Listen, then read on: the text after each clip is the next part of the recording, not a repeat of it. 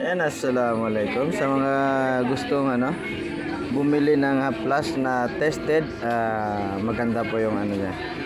Ito, pati kami hindi na iniwala noong una. Pero ngayon, talagang tested yung kanyang kanyang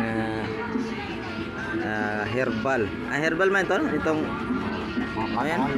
May iba't ibang may iba't ibang uri ng herbal. Ayan. So, ayan po, hanapin nyo. Pag makita mo yan, yan siya. Yan, maganda po yung kanyang Haplas. Maganda po ang kanyang Haplas. So, hanapin nyo lang dito sa may General Santos City. Sa may public market. Palagi siya dito sa sa may Kagampang Street. So, ito po si Manong. Ayan. Ayan po si Manong.